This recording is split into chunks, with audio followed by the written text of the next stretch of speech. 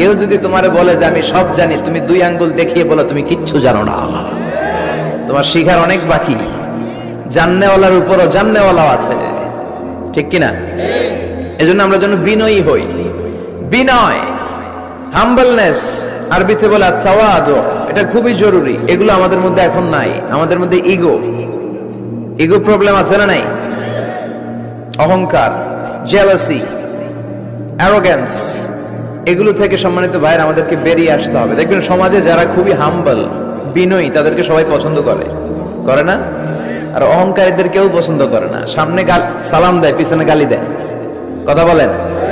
এজন্য অহংকারী হবেন না, বিনয়ী হবেন।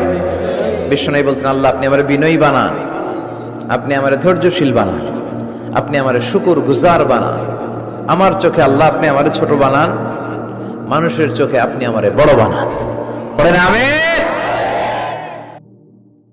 কেউ যদি তোমারে বলে যে আমি সব জানি, তুমি দুই আঙ্গুল দেখিয়ে বলো তুমি কিচ্ছু জানো না।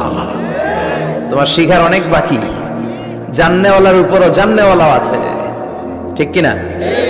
এজন্য আমরা যেন বিনয়ী হই। বিনয়, হাম্বলনেস, আরবিতে বলে তাওয়াদু, এটা খুবই জরুরি। এগুলো আমাদের মধ্যে এখন নাই। আমাদের মধ্যে ইগো প্রবলেম আছে না নাই?